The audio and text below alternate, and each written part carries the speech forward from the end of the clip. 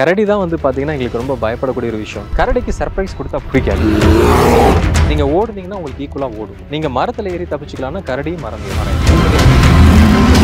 வனமகன்கள் presented by Rias's Golden Key Construction and Consultancy, Bangalore leading construction in budget-friendly concept. Your dream plot awaits for you at OMR, ECR and GST with Nama Family Group. Holidays nale adu namma GT Holidays da, South India's #1 travel brand.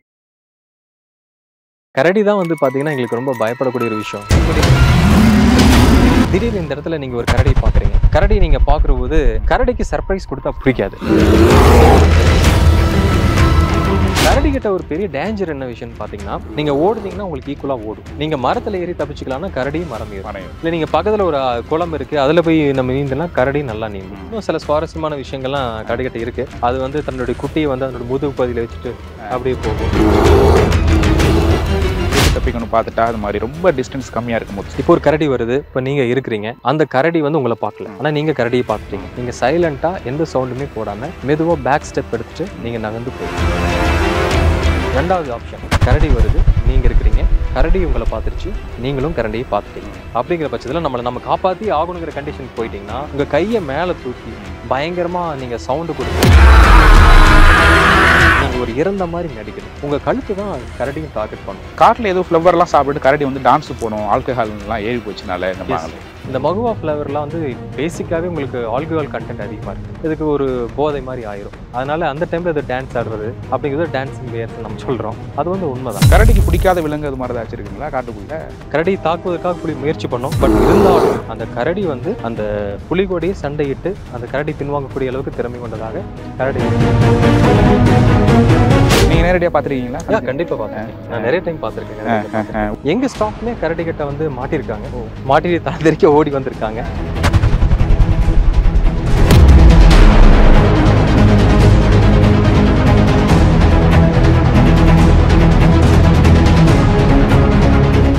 காட்டுக்குள்ள நீங்கலாம் பேட்ரோலுக்கு போகும்போது, வனத்துறையினர் போகும்போது எந்த விலங்குக்கு ரொம்ப பயப்படுவீங்க? நாங்க பர்சனலா என்ன பொறுத்த வரைக்கும் பார்த்தா கரடின்னு சொல்லுவேன். என்ன இப்படி சொல்றீங்க? நான் ஏதோ புலியோ சிறுத்தைன்னு சொல்றீங்கன்னு நினைச்சேன். ஆமா, கரடி தான் வந்து பாத்தீங்கன்னா எங்களுக்கு ரொம்ப பயப்படக்கூடிய ஒரு விஷயம். ஏன்னு பாத்தீங்கன்னா, இப்போ கரடி வந்து நீங்க போயிட்டு இருக்கிறீங்க காட்டுக்குள்ள நம்ம போறபோது திடீர்னு இந்த இடத்துல நீங்க ஒரு கரடியை பாக்குறீங்க. கரடி நீங்க பாக்குறபோது கரடிக்கு சர்ப்ரைஸ் கொடுத்தா பிடிக்காது. அதை நீ சர்ப்ரைஸ் பண்ணிட்டீங்கன்னா உங்களை சார்ஜ் பண்ணிடும். அதனாலதான் நீங்க வந்து ஒரு வாழ்விடத்துக்குள்ள கரடிகள் வரும்போது நம்ம நிறைய சவுண்ட் வச்சுட்டு பாட்டு பாடிட்டு அந்த மாதிரி எல்லாம் நம்ம நிறைய இருப்போம். அப்போ வந்து நம்ம மனுஷன் இருக்கிறத கரடி பார்த்துட்டு நம்மளை அவாய்ட் பண்ணிட்டு போயிடும். ஆனா இந்த மாதிரி காட்டுக்குள்ள நீங்க போறபோது அந்த கரடி வந்து நம்மளை பாத்துருச்சு அப்படின்னா கண்டிப்பா ரொம்ப க்ளோஸ் டிஸ்டன்ஸ்ல இருக்கிற போது நம்மளை சார்ஜ் பண்றதுக்கான வாய்ப்புகள் அதிகமா இருக்கு. அதுக்கு நாங்க சில விதிமுறைகள் இல்ல சில டெக்னிக் எல்லாம் நம்ம சொல்லிதான் கொடுக்குறோம், எப்படி நம்ம தப்பிக்கணும் அப்படின்னு. அப்படி சொல்லுங்க, எப்படி தப்பிக்கணும் பார்த்துட்டா அது மாதிரி ரொம்ப டிஸ்டன்ஸ் கம்மியா இருக்கும்போது சார். எஸ், இப்போ ஒரு கரடி வருது, இப்போ நீங்க இருக்கிறீங்க, அந்த கரடி வந்து உங்களை பார்க்கல, ஆனா நீங்க கரடியை பார்த்துட்டீங்க.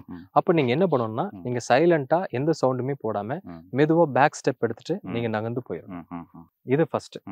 ரெண்டாவது ஆப்ஷன், கரடி வருது, நீங்க இருக்கிறீங்க, கரடி உங்களை பார்த்துருச்சு, நீங்களும் கரடியை பார்த்துட்டீங்க.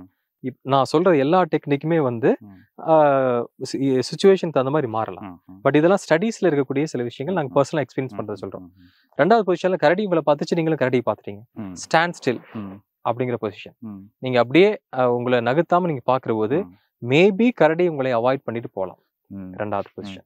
மூணாவது, இல்ல வேற வழியே இல்ல, கரடி நம்மளுக்கு பக்கத்துல வந்துருச்சு அப்படிங்கிற பட்சத்துல நம்ம காப்பாத்தி ஆகணுங்கிற கண்டிஷனுக்கு போயிட்டீங்கன்னா உங்க கையை மேல தூக்கி பயங்கரமா நீங்க சவுண்டு கொடுத்து நீங்க சவுண்ட் கொடுக்குற பொழுது கரடி வந்து மேபி பயப்படலாம். இது மூணாவது. நாலாவது, நான் வயசானவனா இருக்கேன், என்னால ஓட முடியல, எனக்கு கால் வலியா இருக்கு, நான் ஓடுனாலும் கரடி என்னை வந்து சார்ஜ் பண்ணிருங்கிற பட்சத்துல நீங்க அந்த தாயின் வயிற்றுக்குள்ள எப்படி அந்த குழந்தை வந்து ஒரு கர்ப்பத்துல இருக்கிறத சுருண்டி படுத்திருக்கோ அந்த மாதிரி வந்து பாத்தீங்கன்னா நீங்க பிளேயிங் டெட் அப்படின்னு சொல்லுவாங்க. நீங்க ஒரு இறந்த மாதிரி நடிக்கணும். இப்போ உங்க கைப்பகுதி இப்படி மூடி இருக்கணும், இந்த கால் வந்து இங்க வந்துட்டு இப்படி படுத்துட்டீங்கன்னா உங்க கழுத்து தான் கரடியும் டார்கெட் பண்ணும். ஸோ உங்க கழுத்தை பாதுகாத்துக்கலாம், ஃபேஸ் வந்து உங்களை நீங்க பாதுகாத்துக்கலாம். அப்படியே வந்து உங்களை டேமேஜ் பண்ணாலும் உங்களுடைய பின்னாடி முதுகு பகுதி தான் டேமேஜ் பண்ணலாம். ஸோ சில காயங்களோட நீங்க தப்பிச்சுக்கலாம். கரடி கிட்ட ஒரு பெரிய டேஞ்சர் என்ன விஷயம்னு பாத்தீங்கன்னா, நீங்க ஓடுனீங்கன்னா உங்களுக்கு ஈக்குவலா ஓடும். நீங்க மரத்துல ஏறி தப்பிச்சுக்கலாம்னா கரடியும் மரம் ஏறும். மரம் இல்ல நீங்க பக்கத்துல ஒரு குளம் இருக்கு, அதுல போய் நம்ம நீந்தனா கரடி நல்லா நீந்தும். இந்த 3 கேரக்டருமே கரடிகிட்ட இருக்கு. சோ அதனால கரடி இஸ் சம்வாட் டெட்லியஸ்ட் அனிமல். அதுகிட்ட நம்ம கேர்ஃபுல்லா இருக்கணும். இல்ல நம்ம ரொம்ப முன்னாடி முன்னெச்சரிக்கை நடவடிக்கைலாம் இருந்துச்சுன்னா, கையில ஃபயர் இருந்திருக்கு, தீப்பந்தம்லாம் இருந்துச்சுன்னா கொஞ்சம் பயப்படும். ரொம்ப பிடிச்சது என்ன கரடிக்கு இது மாதிரி காட்டுக்குள்ள? காட்டுக்குள்ள வந்து பாத்தீங்கன்னா அது அதிகமா சாப்பிடுறது சோசியல் இன்செக்ட்னு சொல்லக்கூடிய அந்த கரையான், இதுகளை தான் அதிகமா சாப்பிடும். கரடியினுடைய இதை வந்து பாத்தீங்கன்னா நம்மளுக்கு நம்ம இந்த சிங்கப்பல் இருக்கு இல்லைங்களா, அதுக்கு கரடிக்கு கிடையாது. ஸோ அதனால ஏன்னா தன்னோட மூக்கை வந்து உள்ள விட்டு அந்த கரையான்லாம் புற்றலை எடுத்து சாப்பிடும். கரையானுக்கு அடுத்தபடியா தேன் நல்லா சாப்பிடும். அந்த பொந்து தின் மரம்லாம் ஏறி அதை எடுத்துரும் சாப்பிட்ரும். அதுக்கப்புறம் உங்களுக்கு வந்து நிறைய அந்த சீட்ஸ் விதைகள் சாப்பிடும், பழங்கள் நிறைய சாப்பிடும். இதெல்லாம் கரடியினுடைய சில முக்கியமான விஷயம். தேனீலாம் எடுக்கும் போது எப்படி சார், இப்போ ஈயெல்லாம் இருக்கும்ல குளவி, அதனுடைய அந்த உடல் முழுவதுமாக அந்த ரோமங்கள் இருக்கிறதுனால அதே ஒரு பாதுகாப்பா கரடிக்கு இருக்கு. ஆனா கொட்டும் அந்த ரோமங்கள் பாதுகாப்பா இருக்காது. எஸ், கண்டிப்பா. இப்போ கரடியை நம்ம பாக்குறது இன்னும் சில சுவாரஸ்யமான விஷயங்கள்லாம் கரடிகிட்ட இருக்கு. அது வந்து தன்னுடைய குட்டியை வந்து அதனுடைய முதுகு பகுதியில வச்சுட்டு அப்படியே போகும். இப்போ நாங்க வந்து நாக்டார்னல் அனிமல்ஸ் எல்லாம் சொல்லுவோம். நாக்டார்னல்னா இரவுல போய் இறை தேடக்கூடிய உணவு, ஒரு உயிரினம். இரவு நேரத்துல இறை தேடும். அதே மாதிரி கிரெபஸ்குலார்னு சொல்லுவோம். காலை ஏர்லி மார்னிங் 6 மணி 7 மணி, அதே மாதிரி சாயந்தரம் வந்து இந்த மாதிரி சூரியன் மறையக்கூடிய நேரத்துல இந்த நேரத்துல இறை தேடி போய் சாப்பிட ஆரம்பிக்கும். நல்லா பகல் வெயில்லாம் உச்சியில் அடிச்சிட்டு இருக்கிறப்போ அந்த நேரத்துல சில நேரத்துல நம்ம பார்க்க முடியுது. பட் இந்த டே அண்ட் நைட்ல அந்த காலை நேரத்திலயும் மாலை நேரத்திலயும் சில நேரத்துல இரவு நேரத்திலயும் போறதுக்கான வாய்ப்புகள் ரொம்ப அதிகம். அந்த கரடியோட பிஹேவியர்ல பகலையும் நாங்க பார்க்க தானே செய்யறோம் கரடிகளை. தூங்குவாங்களா சார்? ரொம்ப கரடி மாதிரி தூங்காது அப்படின்னு சொல்லுவாங்க. அது சில வந்து பாத்தீங்கன்னா ஹைபர்னேஷன் சொல்லுவாங்க. ஹைபர்னேஷன் வந்து பாத்தீங்கன்னா நம்ம ஃபாரின் கண்ட்ரீஸ்ல அந்த கடைசி இந்த மாதிரி வின்டர் சீசன்ல அதுக்கு எந்த உணவுமே கிடைக்காது. அதனால வின்டர் சீசன் ஆரம்பிக்கிறதுக்கு முன்னாடியே நிறைய உணவு சாப்பிட்டு ஃபேட் எல்லாம் நல்லா வச்சிரும். உடம்புல வச்சதுனால அது நல்லா தூக்கத்துல இருக்கிற போதுமே கூட அந்த ஃபேட்டே வந்து அதுக்கு திருப்பி டைஜஸ்ட் ஆகி அதுக்கான எனர்ஜியை கொடுத்துரும். ஸோ அதுதான் கரடிகள் நம்ம சொல்றோம். காட்டுல ஏதோ ஃப்ளவர் எல்லாம் சாப்பிட்டு கரடி வந்து டான்ஸ் போடும், ஆல்கஹால் எல்லாம் ஏறி போச்சுனால. இப்போ வந்து நீங்க நார்த் இந்தியால வந்து பாத்தீங்கன்னா மகுவா ஃப்ளவர்னு ஒண்ணு இருக்கு, அதே போல வந்து டென்டு லீவ்ஸ்னு ஒண்ணு இருக்கு. இந்த ரெண்டுமே வந்து பாத்தீங்கன்னா கரடிகள் விரும்பி சாப்பிடக்கூடியது.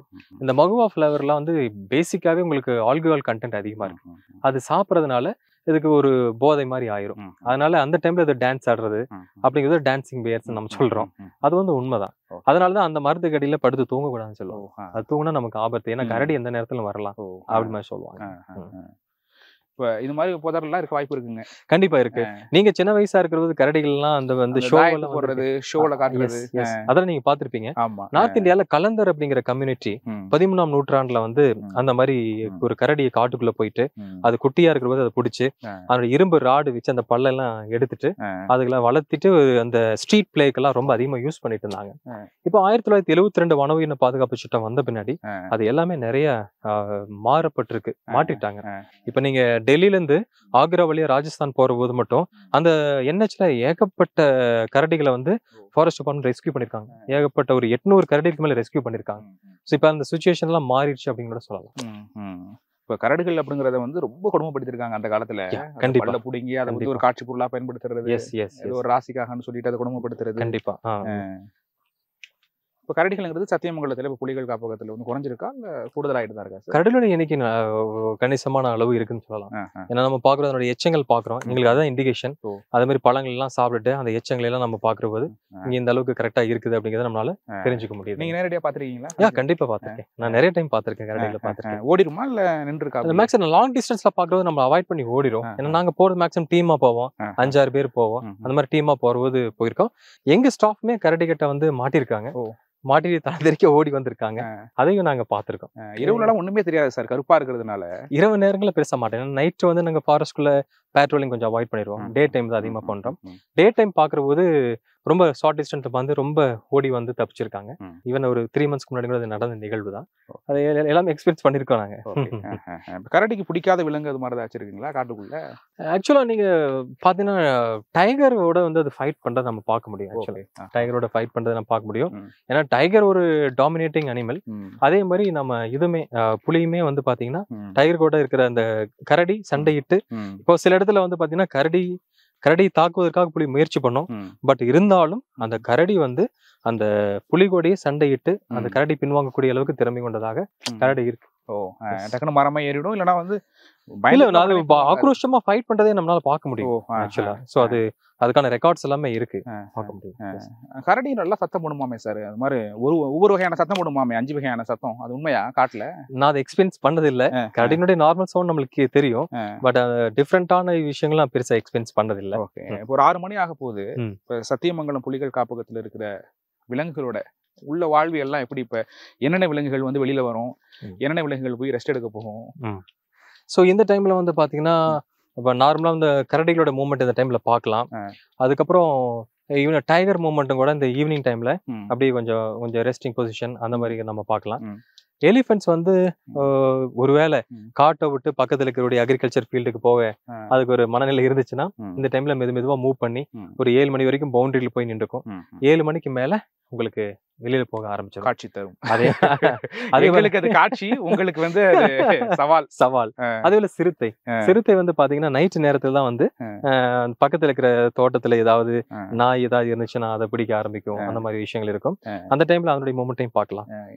மயில் ரகம் வேற பறவை ரகம் தெரியல, இது பீகாக் தான். இது பீகாக் தான் பின்னாடியில வரக்கூடியது. ஆனா இவ்வளவு பெரிய காட்டுல வந்து பீகாக் நான் பாக்கல சார், மயில் அதிகமா பார்க்க முடியல. மயில் வந்து பாத்தீங்கன்னா சில இடத்துல வந்து அதனுடைய பாப்புலேஷன் ரொம்ப அதிகமா இருக்கும். பேசிக்கா இந்த இடத்துல பாப்புலேஷன் கொஞ்சம் கம்மி. மயில் வந்து கண்டிப்பா நிறைய பாப்புலேஷன் இருக்கதா செய்யுங்க. ஓகே, இப்போ நிறைய பேருக்கு உங்களுடைய இன்டர்வியூ பார்த்துட்டு அந்த ரேஞ்சர் ஆகணும் அப்படிங்கிறது மாதிரி நிறைய பேருக்கு விருப்பம் இருக்கும். சரி, இப்போ என்ட்ரி ஆகிறதுக்கு என்ன குவாலிஃபிகேஷன், என்ன மாதிரியான ப்ரிப்பேர்னஸ் தேவை, என்ன மாதிரியான எக்ஸாம் இருக்கு இப்போ? ஆக்சுவலா வந்து பாத்தீங்கன்னா ஒரு ரேஞ்சர் ஆகணும் அப்படின்னா ஃபர்ஸ்ட் ஆஃப் ஆல் வந்து அவங்க 10th முடிச்சோடனே +1 +2ல வந்து மேக்ஸ் பயாலஜி குரூப் எடுக்கிறது நல்லது. மேக்ஸ் பயாலஜி குரூப் தான் வந்து உங்களுக்கு செலெக்ஷன் ஃபர்ஸ்ட் கேட்பாங்க. நீங்க +2 முடிச்ச உடனே உங்களுடைய மார்க்கை பொறுத்து உங்களுக்கு ஃபர்ஸ்ட் ஆஃப் ஆல் வந்து ஃபாரஸ்ட் காலேஜ் தமிழ்நாட்டுல ஒரே இடத்துல தான் வனக்கல்லூரி இருக்கு. அது மேட்டுப்பாளையத்துல இருக்கு. அது வந்து தமிழ்நாடு வேளாண்மை பல்கலைக்கழகம்னு சொல்லக்கூடிய தமிழ்நாடு அக்ரிகல்ச்சர் யூனிவர்சிட்டி கீழே இயங்கக்கூடிய ஒரு கல்லூரி. அந்த இடத்துல நீங்க அட்மிஷன் உங்களுக்கு கிடைக்கும். ஒரு வருஷத்துக்கு ஒரு 50 பேருக்கு மட்டும் தான் வாய்ப்பு கிடைக்குது. 50 பேர்ல நீங்க அதை படிக்கலாம். 4 இயர்ஸ் முடிச்சுட்டு அது 4 வருஷம் கோர்ஸ், பிஎஸ்சி ஃபாரஸ்ட்ரி, பிஎஸ்சி வனவியல். அது 4 வருஷம் நீங்க முடிச்ச உடனே நம்ம டிஎன்பிஎஸ்சியில் வந்து நம்மளுக்கு அதை கால்ஃபர் பண்றாங்க, எக்ஸாமுக்காக கால்ஃபர் பண்றாங்க. அந்த எக்ஸாம் நீங்க அப்பியர் பண்ணி அதை நீங்க ஃபர்ஸ்ட் கிளியர் பண்ணணும். கிளியர் பண்ணிட்டீங்கன்னா அதுக்கப்புறம் உங்களுக்கு ஒரு 1.5 வருஷம் ட்ரைனிங் இருக்கும். இந்தியாவில் ஒரு 7-8 அகாடமி இருக்கு, அதில் எங்க வேணா உங்களை போடுவாங்க. அங்கே 1.5 இயர்ஸ் ட்ரைனிங் முடிச்சோடனே அதுக்கப்புறம் நீங்க போஸ்டிங் வரலாம். இது ஒரு பாயிண்ட். செகண்ட் வந்து நீங்க வந்து அதை தாண்டி நீங்க ஏசிஎஃப் அப்படின்னு ஒரு போஸ்டிங் இருக்கு, உதவி வன பாதுகாவலர் அப்படின்னு சொல்லிட்டு, so assistant conservator of forest அப்படின்னு சொல்லிட்டு ஒரு போஸ்டிங் இருக்கு. அதுக்கு வந்து நீங்க ப்ரிப்பேர் ஆகணும்னா குரூப் 1 போஸ்டிங்ல அது வரும். அதுக்கு நீங்க any science degree, engineering science டிகிரிலாம் எலிஜிபிள் தான். அதை நீங்க கிளியர் பண்ணா directly assistant conservator of forest அந்த ரேங்க் நீங்க வரலாம். That is DSP rank. Ranger அப்படிங்கிறது வந்து ஒரு இன்ஸ்பெக்டர் கேடர். டிஎஸ்பி ரேங்க்ல வந்து ஏசிஎஃப்ல நீங்க வரலாம். இதை தாண்டி அடுத்து நீங்க எஸ்பி கேடர் நீங்க போகணும்னா அது வந்து டிஸ்ட்ரிக்ட் ஃபாரஸ்ட் ஆஃபீஸர்னு சொல்லுவாங்க. அது வந்து மாவட்ட வன அலுவலர் அப்படிங்கிறாங்க. அதுக்கு வந்து யூபிஎஸ்சி, யூனியன் பப்ளிக் சர்வீஸ் கமிஷன்ல நீங்க எக்ஸாம் கிளியர் பண்ணணும். எக்ஸாம் கிளியர் பண்ணிட்டீங்கன்னா உங்களுக்கு எகைன் வந்து ட்ரைனிங் வந்து உங்களுக்கு ஐஜிஎன்எஃப்ஏன்னு சொல்லிட்டு டேராடூன்ல ட்ரைனிங் கொடுப்பாங்க, இந்திரா காந்தி நேஷனல் ஃபாரஸ்ட் அகாடமியில. அங்கே ட்ரைனிங் முடிச்ச உடனே நீங்கள் உங்களுக்கு எங்கே கேடர் போடுறாங்களோ, எந்த மாநிலத்துக்கு உங்களில் சர்வீஸ் கொடுக்குறாங்களோ அந்த மாநிலத்தில் நீங்கள் சர்வீஸ் பண்ணுற மாதிரி இருக்கும். ஒரு உன்னதமான ஒரு பணி. நல்லா இயற்கை நேசிக்கிற யாராக இருந்தாலுமே கண்டிப்பாக இந்த சர்வீஸை வந்து சூஸ் பண்ணி ஒர்க் பண்ணலாம். ஒவ்வொரு நாளுமே நம்மளுக்கு நிறைய அட்வென்ச்சர் காத்துட்டு இருக்கும். ஒவ்வொரு நாளுமே நம்ம செய்கிற வேலையில் மன திருப்தி, ஜாப் சாட்டிஸ்ஃபேக்ஷன் எல்லாமே கண்டிப்பாக கிடைக்கும். ஒரு அருமையான ஒரு துறை. ஒரு 3 என்ட்ரி சொன்னீங்க. இது இல்லாமல் கார்டு, ஃபாரஸ்ட் அது மூலமா என்ட்ரி ஆகலாம். அது வந்து கார்டு ரேஞ்சருக்கு கீழே சப் இன்ஸ்பெக்டர் கேடர்ல ஃபாரஸ்ட்னு சொல்லி ஒன்று இருக்கு. அதுக்கு வந்து பார்த்தீங்கன்னா நீங்கள் இதே சயின்ஸ் டிகிரி, அதுக்கு தனியாக வந்து எங்களுக்கு ஒரு போர்டு இருக்கு, எங்களுக்கு வனத்துறையினுடைய போர்டு. அதில் எக்ஸாம் கண்டக்ட் பண்ணுவாங்க, அதில் நீங்கள் அப்பியர் ஆகலாம். அதுக்கு கீழே வந்து நீங்கள் +2 குவாலிஃபிகேஷன்ல வந்து நீங்கள் ஹெட் கான்ஸ்டபிள் ரேங்க்ல ஃபாரஸ்ட் கார்டு இருக்கு, அது நீங்கள் அப்பியர் ஆகலாம். அதுக்கு கீழே வந்து ஃபாரஸ்ட் வாட்சர் அப்படின்னு சொல்லிட்டு இருக்கு, அதில் நீங்க அப்பியர் ஆகலாம். மொத்தம் 6 என்ட்ரி இருக்கு ஃபாரஸ்ட்டுக்குள்ள வர. எஸ். அதை தாண்டி லோக்கல் பீப்புள் ஒரு 10th தான் படிச்சிருக்காங்க, ஃபாரஸ்ட் இன்ட்ரெஸ்ட் இருக்கு அப்படிங்கறதுக்கு வந்து பாத்தீங்கன்னா ஆன்டி போச்சிங் வாட்சரா அவங்க ஜாயின் பண்ணலாம். யானைகள் ஆமா ஒரு பழங்குடியின மக்களா இருக்காங்க, இந்த பகுதியிலேயே அவங்க ரொம்ப பழக்கப்பட்டிருக்காங்கன்னா ஆன்டி போச்சிங் வாட்சரா ஜாயின் பண்ணி அவங்க வனத்துறையோட இந்த செயல்படலாம். Okay sir. சத்தியமங்கலம் புலிகள் காப்பகத்துக்கு உட்பட்ட இந்த தலாவாடி பகுதியில தான் ஒரு 2 நாளா இருக்கும். என்ன சொல்றது, இயற்கையா இருக்கட்டும், உங்களுடைய சவாலான பணியாக இருக்கட்டும், அவ்வளோ ஒரு காதலோடு பண்ணுறீங்க இந்த பணி அப்படிங்கிறத நாங்களும் தொடர்ந்து பயணம் பண்ணிட்டு இருக்கோம். நிறைய விஷயங்கள் வந்து வன உயிரினங்கள், இயற்கை பற்றி பகிர்ந்துக்கிட்டீங்க, கருத்துக்களை பகிர்ந்து நமக்கு ரொம்ப நன்றி சார். தேங்க்யூ.